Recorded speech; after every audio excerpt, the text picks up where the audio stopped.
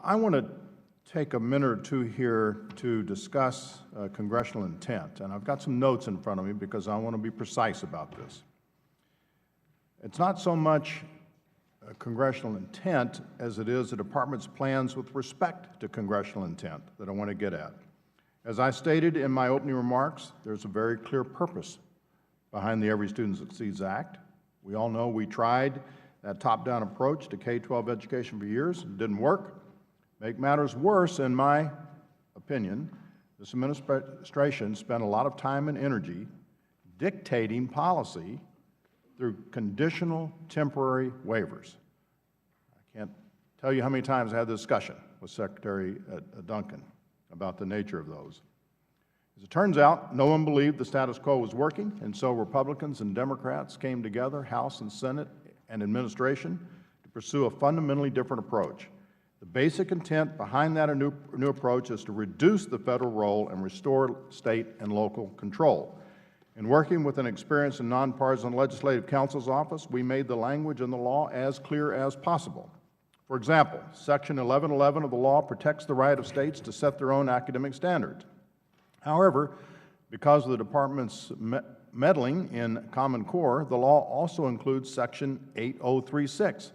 This section, entitled State Control Over Standards, reaffirms the right of states to withdraw from Common Core or revise their standards as they determine necessary without fear of federal interference.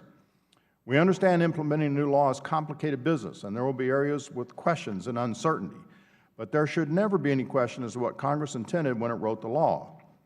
Again, the state and local ESSA implementation network recently wrote, quote, ESSA is clear. Education decision-making now rests with states and districts, and the federal role is to support and inform those decisions, close quote.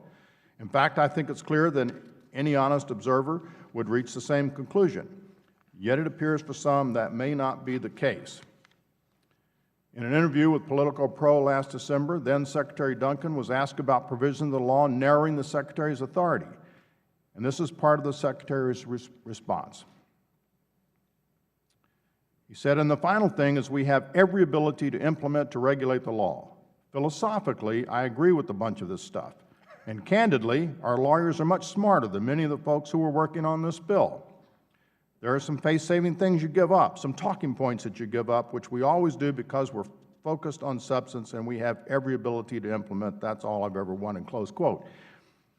Well, I find those remarks to be troubling and insulting. They suggest that even when it's clear to the Department what the law says and what Congress intended, the Department can do whatever it wants to, apparently because the Department's lawyers are better than ours. Throughout the process to replace No Child Left Behind, one of the leading concerns I heard from colleagues and from many of our constituents is that this administration can't be trusted to implement the law. And statements like this from Arne Duncan merely reinforce this legitimate concern. So, Dr. King, do you agree with Secretary Duncan's remarks?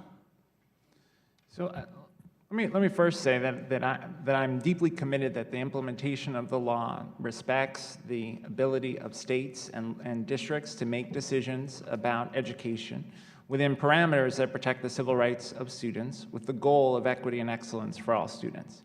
I had the opportunity throughout the last year and a half since I've been at the department to spend time with staff of the committee and of the Senate committee and with our team at the department. There are smart lawyers all around, very strong, very capable staff on all sides who worked on the development of this law.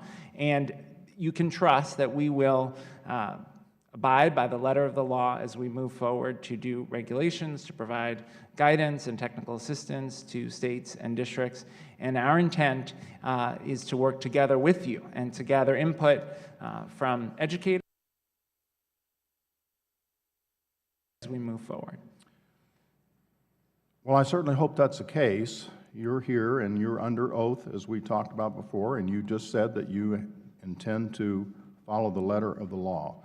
We will, of course, continue our responsibility in providing oversight like this hearing and others here in this body and in the Senate.